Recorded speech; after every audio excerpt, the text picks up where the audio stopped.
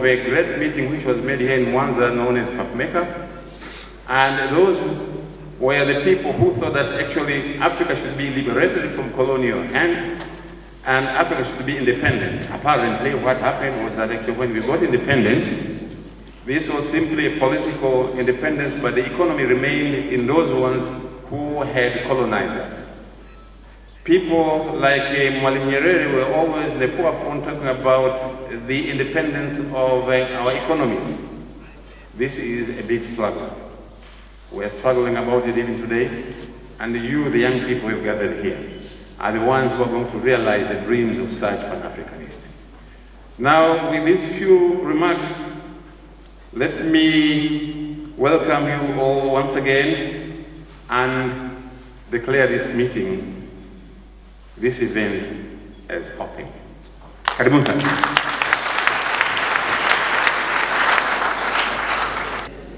Habarini za saa hizi. Ndugu mgeni rasmi na wageni wote meza kuu hapa,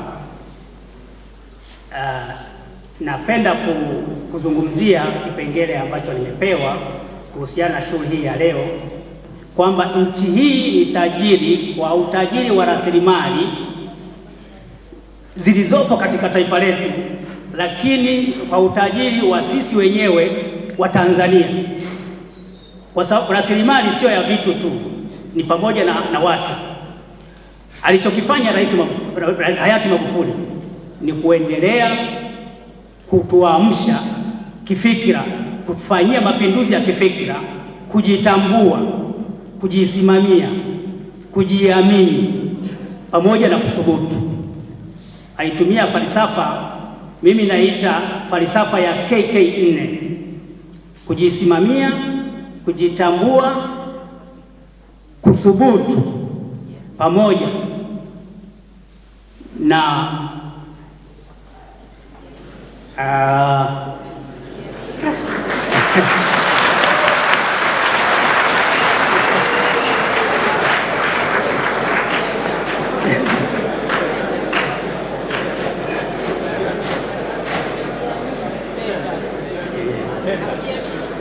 kwa hiyo alivyokwenda kwa utaratibu huo, aliyafanya yale aliyoyafanya na tuliyaona, na hayo ndiyo yaliyosukuma mimi kuandika kitabu kile kuanzia mwaka 2016 Julai. Nikaanza kufanya utafiti mdogo, kuendelea kufuatilia yale aliyokuwa anayasema kwenye kampeni na yale aliyokuwa anayasema kwenye majukwaa ya kisiasa na vile alivyokuwa anayatekeleza. Kwa mfano, ile miradi mikubwa ya maendeleo, standard gauge, bwawa la Mwalimu Nyerere, madaraja haya ya kuondoa foleni katika miji mikubwa kama Dar es Salaam, masoko na vituo vya mabasi kila mkoa na wilaya. Hayo mambo ndiyo yaliyomfanya kulivutia mimi kuanza kuandika kitabu kile kama wasifu, lakini pamoja na kazi alizokuwa anazifanya kama rais pamoja na changamoto zake, kwa sababu alikuwa na dira, alikuwa na maono ya kuipeleka nchi yetu mahali fulani ya mafanikio kama tulivyoona. Basi aliingia kwenye vita ya kiuchumi. Narudia hapo, baada ya kufanya yote hayo, kwa hiyo falsafa yake hiyo ya KK4 alivyoitekeleza vizuri sana, aliingia kwenye vita ya kiuchumi. Him a legacy that transcends the country's border. For example, one article point out that President Magufuli landmark achievement are yardstick for political leaders, not only in the country but across African continent, and continuous effort toward economic liberation. This article continues to point that President Magufuli has highly transformed the country on various sectors, propelling Tanzania to middle-income economy well ahead of the scheduled time. Tanzania and the rest of Africa will remember the late president for his leadership style that was seen not only by Tanzania, but a lot of people as breath of fresh air, something that was unique. I'm going to just mention about 7 big achievements that our late president achieved during his time or his tenure. The first one is the policy of industrialization. President Magufuli insisted on implementation of the industrialization policy. Industrialization helped the country's economy and maintain a balance of imported and exported goods. The ability to manufacture certain products on a large scale based on domestic resources made it possible to provide goods as export to other countries. The positive trade balance increases national domestic product and hence improves the standard of living. The focus on implementation of industrialization policy led to many factories to be revived and attract many investors in Tanzania. Kwa hiyo kama tulivyoona kabla ya Rais Magufuli, viwanda vyetu vingi sana ambavyo zamani vilikuwepo vilikuwa vimekwenda chini, kama vile vimekufa.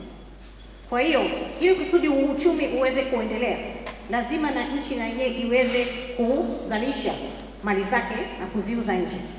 Sio kwamba kila siku lazima yenyewe iingize, no.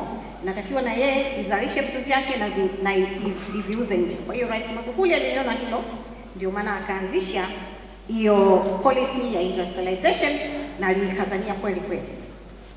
By the time wanafariki, viwanda vingi vilikuwa vimefufuliwa. Zamani tulikuwa tumezoea kwamba ikija kwenye kupika pilau tunapata pilau masala kutoka Kenya. Ikija kwenye labda chai au mafuta ya kujipaka, saa nyingine tunanunua kutoka Europe au kutoka China. But now, kwa sababu ya hiyo industrialization policy, utaona kwamba ukienda kwenye maduka, supermarket, utakuta kuna mali nyingi ambazo tunazitengeneza wenyewe. Kwa hiyo tunamshukuru Rais kwa hilo. Kwanza kabisa tumshukuru muumbaji wetu sisi sote anayetufanya kutupa uhai ulio salama, tunapohitajiana tunaweza kuonana pamoja na kufurahia Tanzania yetu na Afrika ijayo. Kwanza nimshukuru sana mgeni rasmi ambaye anaendelea kila mara kutukumbuka katika sehemu yetu na nafasi yetu ya Rastafari, ambao ni miongoni wa wanamajumui walioko katika Afrika, ambayo ni kizazi cha Mfalme Haile Selassie wa Ethiopia kwa Tanzania. Kwanza niwapongeze uzalendo wenu, utulivu wenu, usikivu wenu. Lakini sasa ni muda wa kuwakilisha pongezi kwa mzee wangu, makamu mkuu wa chuo kikuu cha Sauti, mzee wangu Balozi Profesa Costa Ricky Mahalu. Amekuwa na sisi karibu sana kuweza kuwa tunashiriki nanyi kufikisha ujumbe wetu.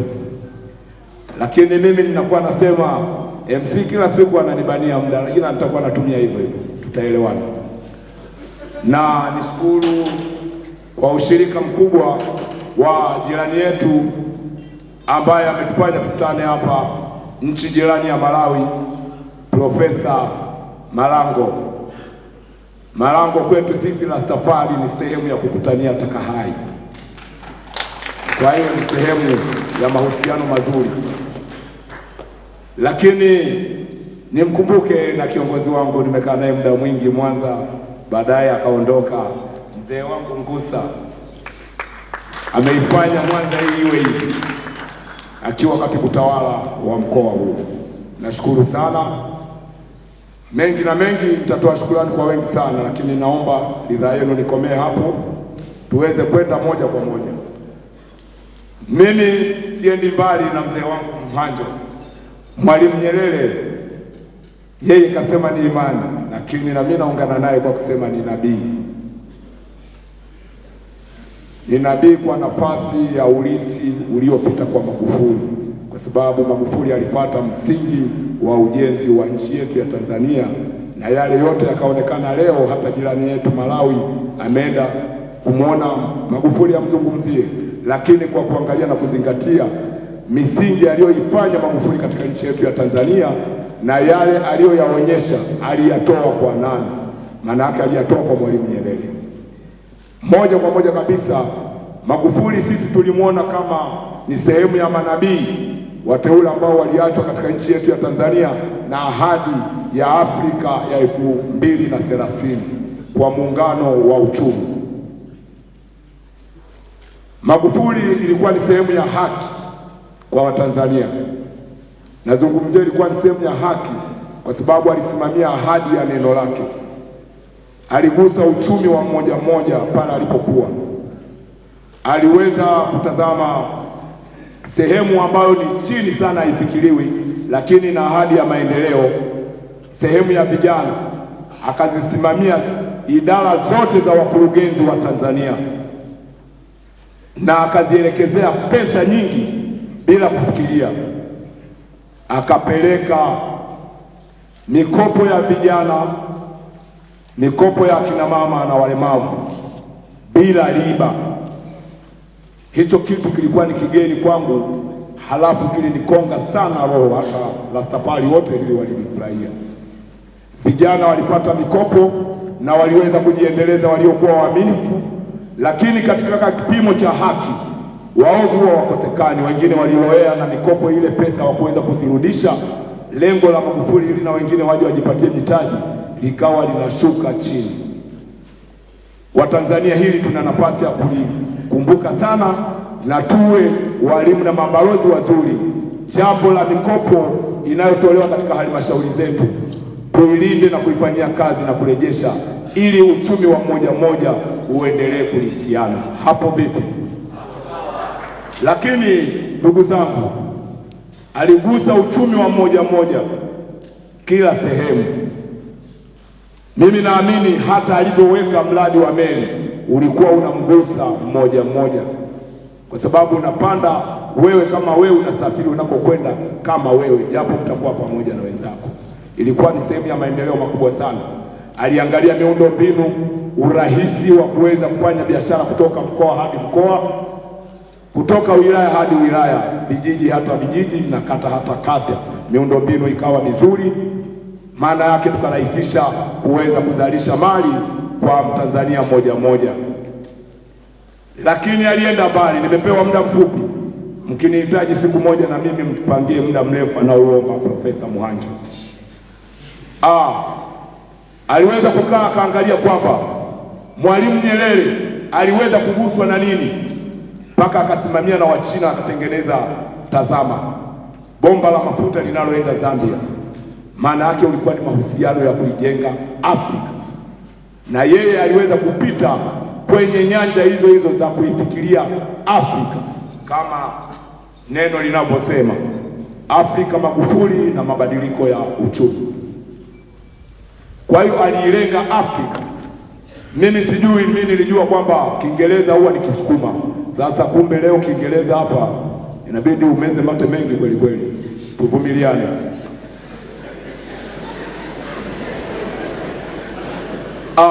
Magufuli akaona kwamba kuna mahusiano ya mzee wetu muhimu sana katika Afrika Mashariki. Kuna haja gani ya kuwa nateseka kupitisha mabehewa moja moja? Akaweza kushiriki na yeye, akaweza kuungana mawazo na Museveni, wakaona kuna umuhimu wa kuweza kuweka bomba la mafuta linalotokea Tanzania bandari zetu na kuelekea Uganda. Ni ndoto, kwa sababu Profesa Mihanjo amesema ukifanya mazuri zaidi ya Afrika, ukiwa rais unaongezewa cheo na wale jamaa wazungu, wewe ni dikteta. Sasa nikawa nashindwa nimuite rais dikteta au rais mpendwa. Kwa hiyo yeye akaona kwamba watu wanavyozidi kuwaelimisha wa Afrika aundiwe vikwazo vya kuweza sisi tusiweze kumwelewa kwa urahisi zaidi. Bomba lile lipo na mradi huo mkubwa wa kimikakati unaendelea. Tunaamini tutaukamilisha ili ujirani wa Afrika Mashariki urejee ulipotoka. Lakini ulikuja ugonjwa ambao ulipewa vita ya kiuchumi ya dunia. Magufuli aliweza kuthamini chake kwanza, japo kuna utaalamu wa sayansi duniani. Alirejea kwa wazee wetu akazungumza nao kimila na desturi. Yeye aliweza kuamini science kama alivyokuwa idara yake, lakini akaona kuna haja, wapi nilipotoka mimi Mwafrika na Mtanzania nilitumia nini? Aliweza kugundua tiba ya kuweza kutufanyia ulinzi ya kujifukiza nyungu kwa ajili ya kuimarisha uchumi wetu wa Tanzania, na Watanzania wakaendelea kufanya uchumi, na uchumi wetu hatukuweza kuvuliwa na hiyo COVID corona. Kwa hiyo ni sehemu ambazo mimi ninaziona zilifanyika vizuri kwa mmoja katika kuwakilisha ahadi ya haki yake, na Afrika kitazama itaenda katika uchumi gani. Basi mimi namzungumzia Magufuli, aliweza kutambua sehemu ya Rastafari katika jitihada za kueneza amani na upendo. Alitugusa. Tuna vijana tulionao katika swala la kiuchumi, kimaisha, mikopo ya vijana ambayo alikuwa anaitoa, Rastafari ilikuwa inapata sehemu kubwa sana ambayo tunaitumia na inatusaidia katika shughuli zetu za mikono. Tunaendelea kutumia jitihada alizotuachia sisi, tuendelee kumwombea pale alipolala, na roho yake ifufuke ndani ya roho zetu. Yale aliyoyafanya mazuri yote tuendelee kutendeana sisi, na Tanzania yetu tuidumishe katika amani na upendo, na tuendelee kuiamini serikali yetu iliyo katika madaraka. Ipo siku moja ndoto ya kuacha kuitwa dikteta, tukiungana tutaishinda. Asanteni sana. Fanya Magufuli mambo mengi sana katika nchi yetu. Ukitaka kuzungumza kwa faida ya moja, kwa faida ya wengi, mimi nashindwa namna ya kumzungumza Magufuli. Leo usiku wa leo sikulala vizuri, nikatafuta wimbo mmoja hapa niwachezee nyinyi wa Afrika walivyoanza zamani, ili mkatae. Kataeni kabisa, kataeni kabisa kunyanyaswa. Wa kutuokoa ni nyinyi. Tumeshindwa sisi, tuwaoga sana. Hiyo pia kidogo ule wimbo wasikie kwa sauti kubwa.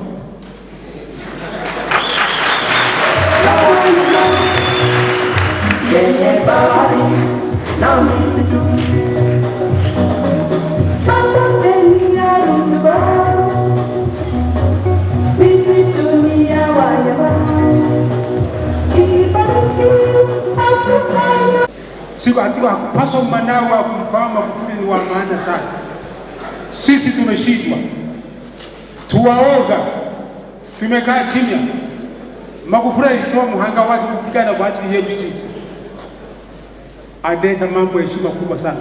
Siku moja nilikwenda kwenye ndege, nikaingia ndege moja ile kubwa ile, nilipoangalia nyuma hivi nikakuta watu wengi wametulia. Nikasema, bwana, watu wengine walikuwa hawaleti ndege, amefanyaje Magufuli? Akalifanya lile kwa nguvu zake tu bila ya woga. Hakuwa mwoga. Maamuzi aliyokuwa naamua anayasimamia kwa nguvu zake zote. Namfahamu Magufuli mimi. Siku ya kwanza kumwona Magufuli ilikuwa mratibu wa uchaguzi kanda mkoa wa Mwanza na Kagera. Mimi nilikuwa na kampeni. Nilikwenda nyumbani kwake kwenda kumchukua, alikuwa anagombea ubunge. Nilipofika kwake nikamkuta anamzika binti yake, anatengeza kaburi. Akaniambia, masala kulangu, nenda ukafanye kazi kwa niaba yangu, sitaweza, hali yangu mbaya. Naitwa Florida Desderi Rugemarila, ni mwanafunzi wa kidato cha 6 Nganza High School, combination ya PGM.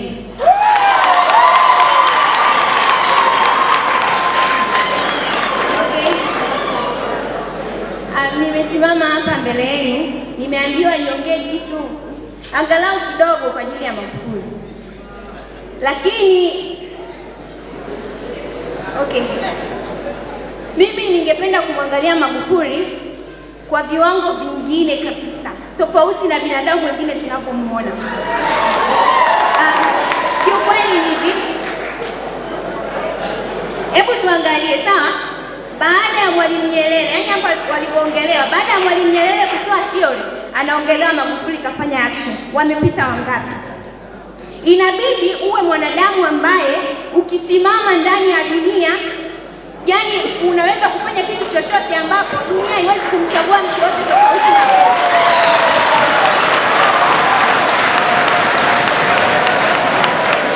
Hivyo basi, mimi kama kijana napenda sana kuwashauri vijana wenzangu kuwa wazalendo. Magufuli alikuwa mzalendo, that's why mpaka leo tunamwongelea hapa akiwa kama hivyo.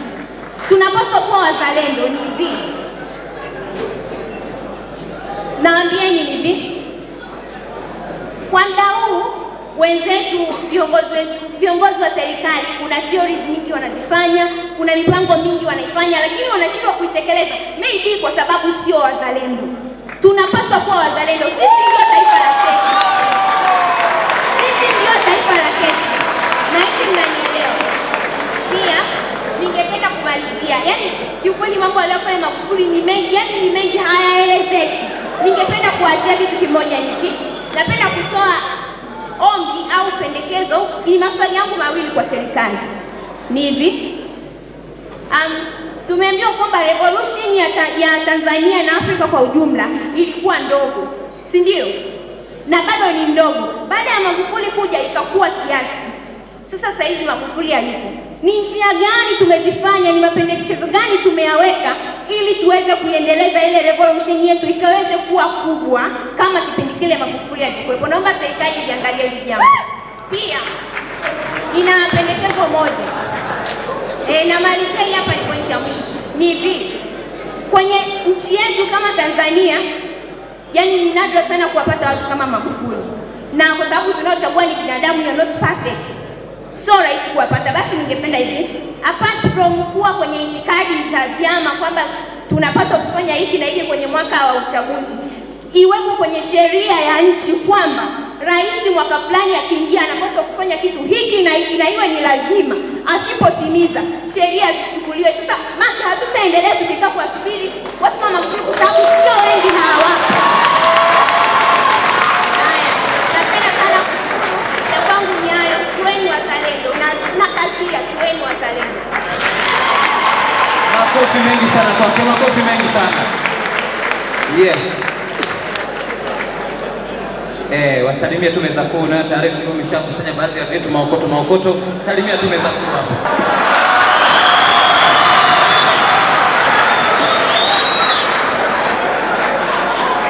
The guest of honor, Professor Maaru, the author of the book, Professor Malangu from Malawi. Ukiongelea Magufuli, kwangu Magufuli ni role model. Ukimwongelea Magufuli kwangu, Magufuli ni zawadi kutoka kwa Mungu.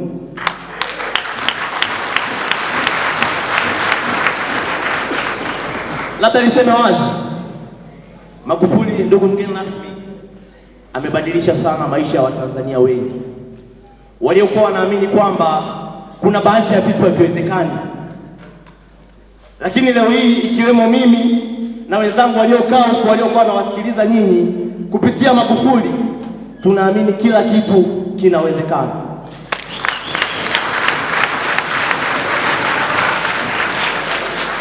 Labda niseme wazi, sisi vijana ambao ndio taifa la kesho, tuna wajibu mkubwa sana wa kuyaenzi yale mema yote ya Magufuli. Labda niseme leo tunazindua kitabu cha Magufuli ambacho kimeandikwa na profesa kutoka Malawi, lakini ninalo swali kwa serikali. Na mimi ninayo nyundo yangu kwa serikali, ambayo ndio nyundo kubwa sana, ambayo ndio kilio cha vijana wengi wa Tanzania. Labda niulize, leo tunaongelea an integrated approach in abolishing African modern economic slavery. Lakini haya mambo tunayahubiri, haya mambo tunaongea kila siku. Kuna kitu tusipokifanya, yamkini tutakuwa tunapoteza muda. Lazima tuwe tuna ukombozi wa kielimu. Ni lazima tubadilishe silabasi ya Tanzania. Ni lazima tubadilishe mambo tunayoyasoma.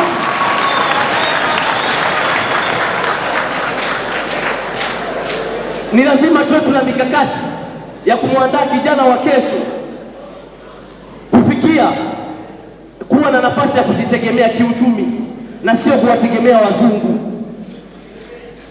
Niulize swali, mfano history tunayosoma, tunasoma historia ya wakoloni, inatusaidia nini? Ni lazima tuwe tuna historia yetu ambayo itatutoa kwenye hatua moja kwenda kwenye hatua nyingine. Ni lazima hizi shule kama taasisi na vyuo viwafundishe vijana kuhusu maadili, maana hao ndio viongozi wa kesho. Leo tuna taifa la vijana la viongozi ambao wamejaa wala rushwa, ubadilifu, hawatimizi majukumu, lakini the source ni huku chini, chanzo ni huku chini, hawakupata maadili ya uongozi. Tunasema the code of ethics. Ni lazima hii elimu itolewe mashuleni, itolewe vyuoni, imwondoe mtu kama Magufuli. Ameongea spika wa kwanza akasema kupata watu kama Magufuli ni wachache. Ni muahidi mimi ni Magufuli wajayo. Hilo basi, labda niseme wazi. Tumalizie bwana Frank, tumalizie. Labda niseme wazi, serikali ina wajibu wa kubadilisha curriculum ya education, kumwandaa kijana wa kesho kutokuwa independent kwenye wakoloni. Kijana labda yeye mwenyewe, sasa hivi tunajua ajira hamna, ni lazima huyu kijana ambaye leo anasoma akimaliza shule, kwa sababu ya elimu ambayo atakuwa amepewa, imsaidie yeye kuishi katika mazingira yoyote ile kwenye jamii yake. Kwa ni lazima tufanye reforms hasa kwenye education system. And then we'll do something to officially launch this book today.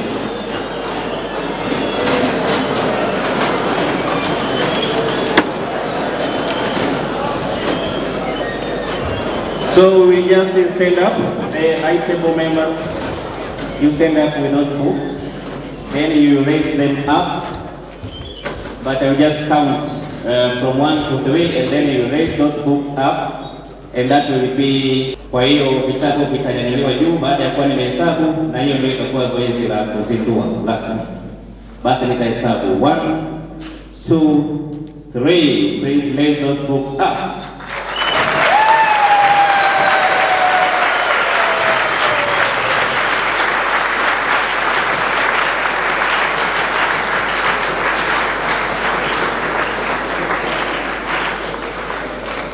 Of this book today. Thank you very much. Please, let's get seated.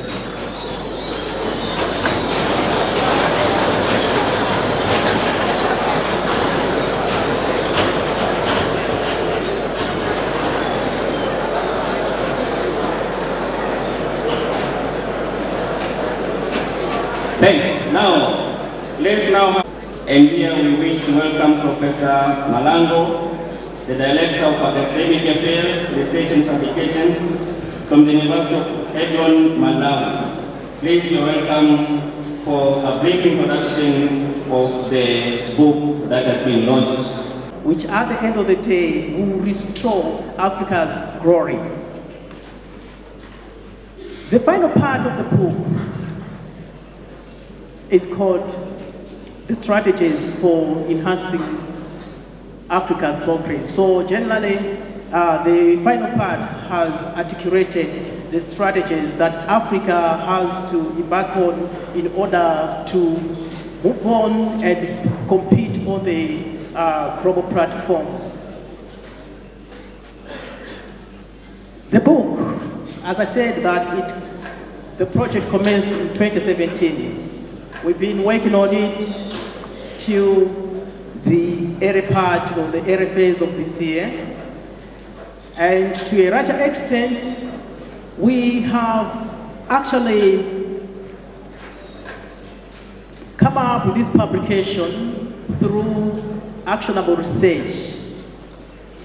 We had to move up and down, correct the data through whichever form, so that at the end of the day, we are able to present the facts which are reflecting the situation on the ground.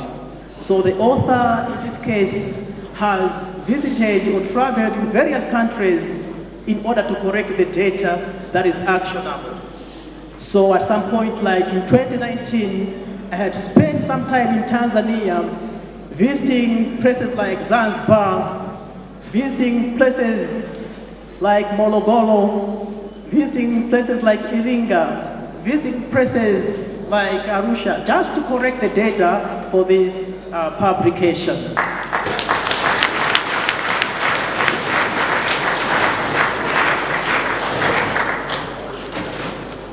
Of course,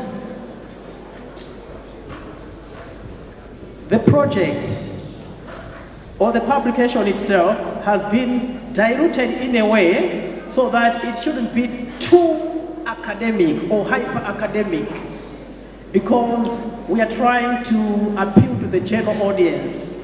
So the approach of the book has been what we call semi-academic, so that it can appeal to the layperson, at the same time the academician as well. So we have used a layperson's language so that at the end of the day we appreciate the art. So we have used the academic tools to write the book, but in imparting the knowledge to the general person or to the common citizen out there, we have used a layman's skill so that you understand the book in the way that we want you to understand the book. Of course, somebody said, you know, write the vision and then make it plain so that whoever is reading it should understand it and implement it. So we have diluted the content of the book so that whoever reads it should crack the knowledge and apply the knowledge. The guest of honor, I would like to take you to the road to the book. The road to the book has been so bumpy, and at some point I have received some questions. Of course, in my speech, what I'm trying to do is to present some of the questions that have actually been given and the way I've actually answered them. As I've already indicated that the book has various components. Out of the 48 chapters, nearly over 50% of the chapters are reflecting what I actually corrected on the crowd. Yeah, for example, when I've mentioned that we had, let's say, visit Zanzibar. What we actually saw in Zanzibar was so terrific when we visited the slave chambers. And out of that, we came up with a chapter in the book which is called Teardrops in Zanzibar. So the chapter is actually depicting the atrocities that our fellow brothers and sisters faced some years back when they are held in the slave dungeons, in the slave chambers, are waiting to be auctioned in various places out of Africa. The chapters have been put in a way that they should reflect what we are all about. Yeah, for example, there's one chapter which is talking about, take me to the Mosi Watunya, not the Burj Khalifa. Take me to the Mosi Watunya, not the Burj Khalifa. I'm privileged to have our historian, right? So when I said take me to the Mosi Watunya, he knows what was associated with Mosi Watunya. That's the Victoria Falls. Yeah, the chapter is simply, appealing that we need to be patriotic. Burj Khalifa is the tallest building in the world. It is actually found in United Arab Emirates. So when I visited Burj Khalifa, I was very much delighted. Come on, I visited the tallest building in the world. It's very beautiful. I took the pictures of Burj Khalifa. I was very much delighted. But when I visited the Zanzibar slave market, I saw something else that directed me to Zambia.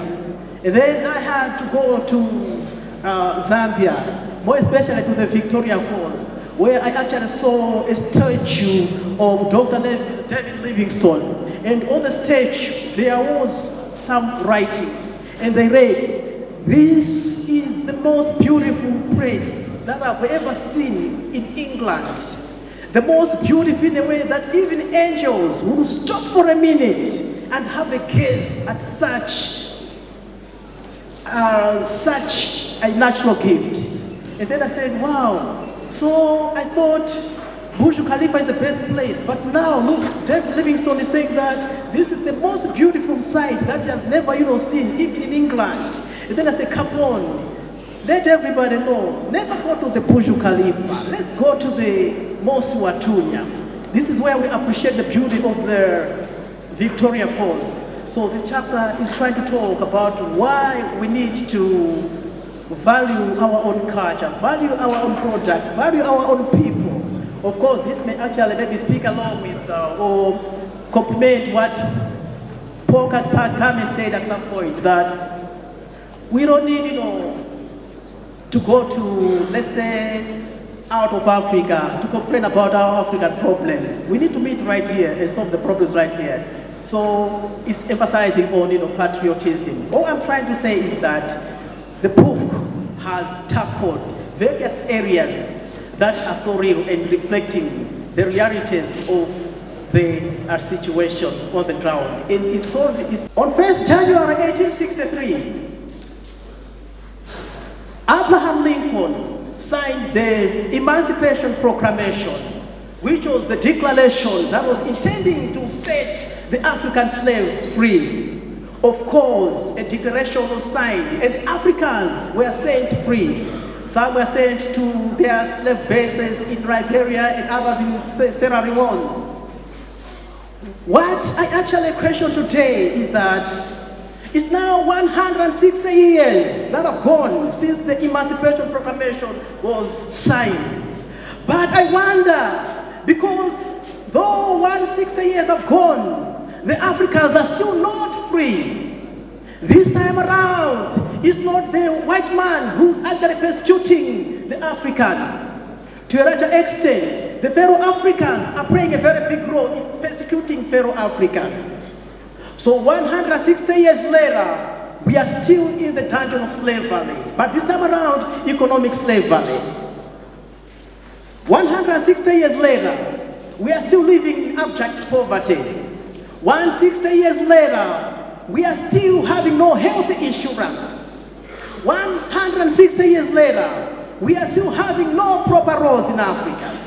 160 years later, we are still operating in an environment whereby we are living as if we are in the ancient communities. 160 years later, a lot of Africans have no access to potable water. 160 years later, we are still living as slaves, but economic slaves. This book has been written to ensure that we get released from such bondages. It has tackled various aspects in an integrated way, so that at the end of the day, we stay free. The book has talked about colonialism, and the book has also talked about neo-colonialism. But at the same time, the book has also staged the atrocities, the persecutions that are being made or created by ourselves. So we have the external forces that are acting on us, and at the same time we also have our internal issues that are stagnating the progress of Africa. Africa, Magufuli and Change, I believe it's not just an ordinary book, but a development Bible. And in this case, I go along with my fellow student who came here and presented something, and he emphasized vociferously a key word, that Magufuli was a gift. In other words, somebody who was down to earth to set a precedent. He wasn't just somebody who was anyhow, but a gift sent to make sure that we have a precedent, an example that we can learn from. I was given a question, why is it that you thought of writing about Magufuli, not about your president? That was a tough one, isn't it? Yeah, fine. The book is called, Africa, Magufuli and Change. So the question that I got was, why is it that you're writing about Magufuli, not your president, not Bimbo Talika? Why is it that you are writing about him? What's so special, right? I could understand our historian when he's saying that, or when he was saying that he has 2 papers to publish, but he's considering, the environment, the condition, the situation. I could quickly understand him, right? Yeah, sure. Sometimes the environment may not just, be good for you to publish, right? It takes, courage, all right? We know that by publishing this, it may not favor everybody, isn't it? Right? Some are going to like it, some are not going to like it. Why? Because this book was called A Spade, A Spade. Why we want to liberate, Africans? Right? So we're not intending to make somebody happy. We're not intending to make somebody not happy. But what we're trying to do is that as academicians, we believe in writing what we have actually observed. So our key role is to make sure that we are responsive in making sure that we generate the knowledge and we impart the knowledge, we relate the knowledge that we have corrected. So the question, why is it that you wrote about Magufuli? I answered, you know, I wrote about Magufuli because he touched my soul. He touched my soul.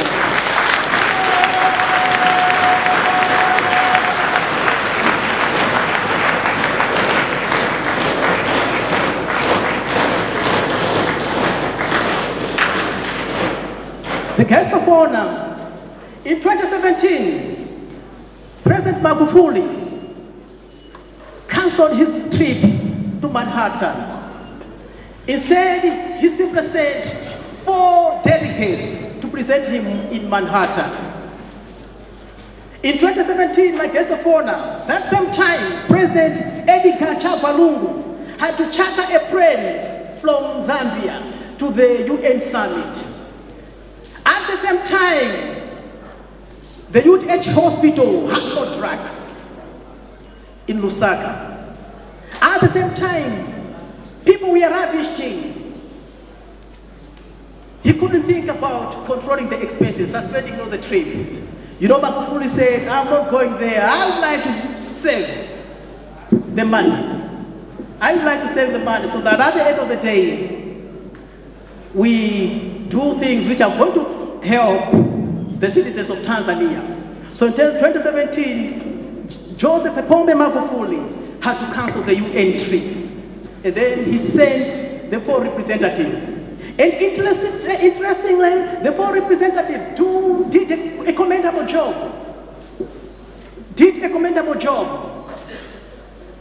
And at the show, at the summit, everybody was willing, was actually interested to see where Magufuli is.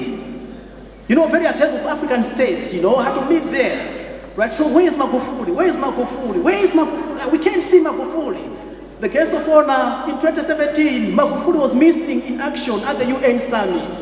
That's why I have actually given one of the chapters, Missing in Manhattan.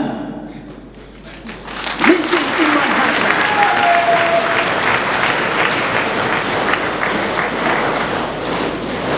In 2017, that's when, you know, I made my decision. The title of the book is going to be Africa, Magufuli and Change. Why? Because he was the first that I've actually seen to say, I will not go to UN, I will stay behind. Ladies and gentlemen, when I was doing the Magufuli studies, I was very much impressed to see that during his tenure, he has never gone out of Africa. Something which is very rare with a lot of, you know, African presidents. The presidents I know is that they have high appetite for international travel. But JPM said, no, I will not go out of Africa. I will stick to Africa. I will never go out of Africa.